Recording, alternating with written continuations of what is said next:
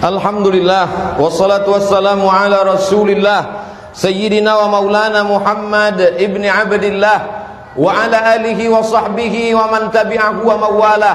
Asyhadu an la ilaha illallah wahdahu la syarikalah wa asyhadu anna sayyidana Muhammadan abduhu wa rasuluhu la nabiyya ba'dah.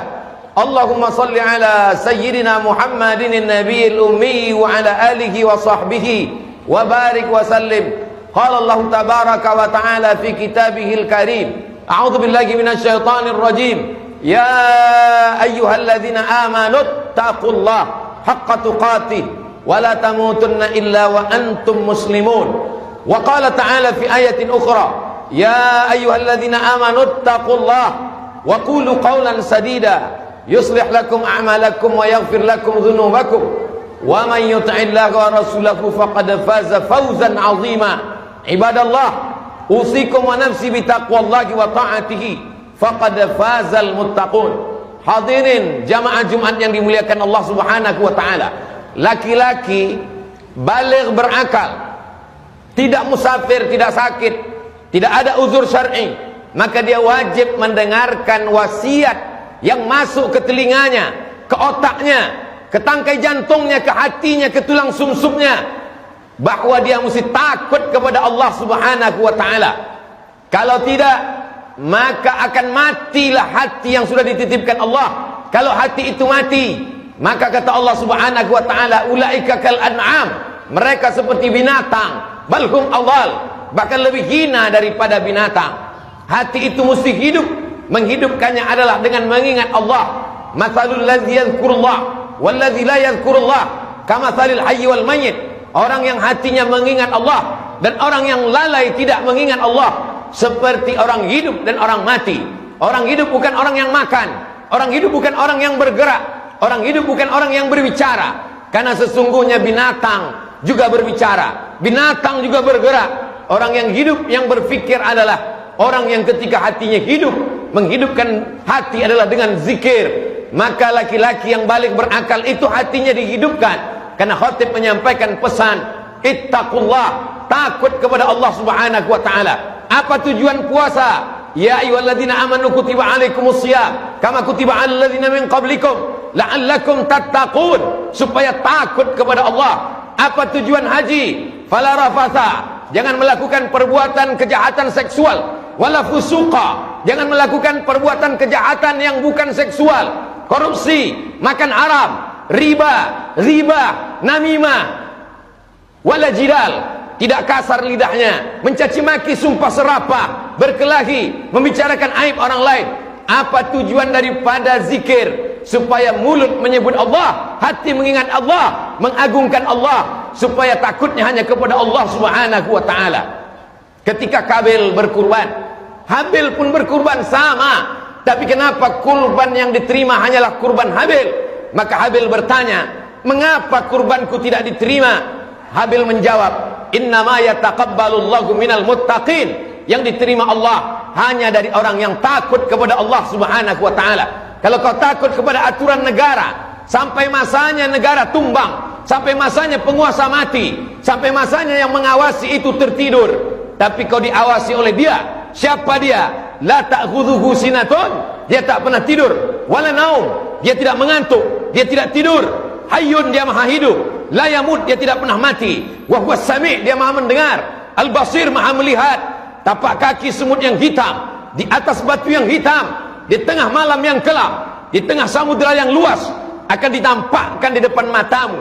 Wa qadimna ila ma 'amilu min 'amalin, kami tampakkan amal mereka, lalu amal itu dilihat. Faman ya'mal mithqala dzarratin khairan yarah, sebesar biji sawi, sebesar ujung rambut, sebesar ujung jarum, akan ditampakkan di hadapan Allah Subhanahu wa taala. Hari ini di dunia, kejahatanmu bisa kau hilangkan dengan uang yang kau miliki, kejahatanmu bisa kau lenyapkan dengan kekuasaan yang ada di ujung jarimu. Tapi sampai masanya Allah berkata, Anal Jabbar, akulah penguasa. Mainal Jabbarun, mana penguasa-penguasa yang lain? Semuanya mati. Kullu nafsin dha'iqatul maut, semua yang bernyawa, semua yang bernafas mati menghadap Allah Subhanahu wa taala. Maka kita sekolahkan anak-anak kita ke lembaga pendidikan yang membuat dia takut kepada Allah Subhanahu wa taala. Kalau dengan pengajian, semakin mengaji, semakin datang rasa takut, teruskanlah. Tapi kalau hanya dengan pengajian, datang sombong, banyak hafal ayat, makin mengerti dalil, hanya untuk mendebat. Man talaba ilman, siapa yang mencari ilmu, liyubtagha bihi wajhullah, yang mestinya hanya mencari kemuliaan Allah, tapi kemudian dia mencari ardan minad dunya, hanya dunia yang didapatkan, lam yajid ilfal jannah, maka dia tidak akan mencium bau surga. Tujuan dari ilmu adalah menghidupkan iman. Setiap kita lahir, setiap anak-anak yang lahir ini membawa iman. Tidak pernah orang tua disuruh menanamkan iman kepada anak-anaknya. Anak-anak itu sebelum masuk ke rahim istri, sebelum masuk ke rahim ibunya, dia sudah membawa iman. Allah bertanya, alastu bi rabbikum, bukankah aku Tuhan kamu? Semua roh menjawab, bala syahidna, kami bersaksi, engkaulah Rabb kami, engkaulah Tuhan kami. Jangan kau sangka anakmu beriman karena engkau memasukkannya ke sekolah. Wahai para bapak ibu guru, jangan kau sangka anak didikmu beriman karena engkau hanya menjaga imannya supaya tidak lepas. La yazni zani hina yazni wa huwa mu'min. Seorang pezina tidak akan berzina kalau ada iman dalam badannya. La yashrabu syaribu hina yashrabu wa huwa mu'min. Orang minum khamar, pemakai sabu-sabu, tidak akan sakau kalau ada iman dalam dirinya. La yasriqu sariqu hina yasriqu wa huwa mu'min. Pencuri, maling, koruptor tidak akan melakukan perbuatan curang kalau ada iman dalam dirinya. Maka sesungguhnya iman itu ada, hanya saja dia bisa terlepas, dia bisa tercabut. Berapa banyak hari ini, hari Sayyidul Ayyam, hari yang paling mulia di antara hari-hari, mereka dengan enaknya berjalan di mal, di pusat perbelanjaan, tak ada rasa takutnya sedikit pun. Kalau ada orang mengatakan nikmat terbesar adalah hidup, salah, karena binatang juga hidup. Kalau ada yang mengatakan nikmat terbesar adalah bekerja, salah, karena monyet pun bekerja. Kalau ada yang mengatakan nikmat terbesar adalah tenaga, salah, karena gajah lebih bertenaga, banteng lebih bertenaga. Nikmat terbesar adalah ketika kau takut kepada Allah. Setinggi apapun jabatanmu, sebesar apapun kekuasaanmu, kau tunduk dan patuh. Ketika azan berkumandang, kau tutup tempat belanjamu, kau tutup lokal dan kelasmu, kau datang bersimpuh kepada Allah Subhanahu wa ta'ala. Walaupun negara tidak mengatur itu, tidak ada denda, tidak ada penjara bagi mereka yang meninggalkan salat Jumat. Tapi kau takut bukan karena kekuasaan, kau takut bukan karena rugi, kau takut karena Allah Subhanahu wa ta'ala. Kau besarkan Allah dalam hatimu, maka dunia kecil di pelupuk matamu. Kau besarkan Allah dalam jiwamu, maka dunia ini hampa, tak ada maknanya. Maka semua hanya disebut nama Allah. Makananmu menjadi darah daging ketika kau sebut Allahumma barik lana fima razaqtana wa qina azabannar. Tidurmu menjadi ibadah ketika kau katakan bismika Allahumma ahya wa amut. Keberkahan anakmu menikah karena kau sebut nama Allah. Barakallahu lakuma wa baraka alaikuma wa jama'a bainakuma fi khair. Anak-anakmu menjadi berkah ketika kau sebut nama. Barakallahu laka fil mawhub, Allah berikan berkah. Rezekimu menjadi berkah ketika kau katakan Allahumma anzilir rahmata wassalamata, turunkan kerahmatan, keberkahan kepada rezeki yang dititipkan Allah Subhanahu wa ta'ala. Maka kalau pendidikan menanamkan iman kepada Allah, setelah iman terjaga dengan ilmu, siramlah dia.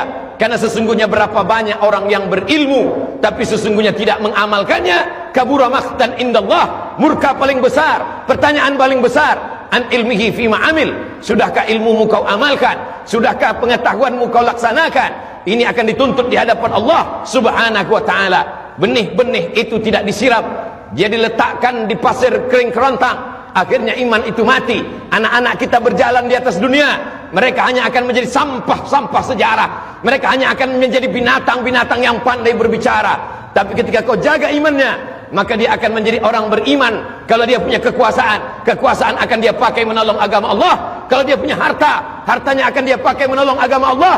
Kalau dia punya jabatan, jabatannya akan dia pakai menolong agama Allah.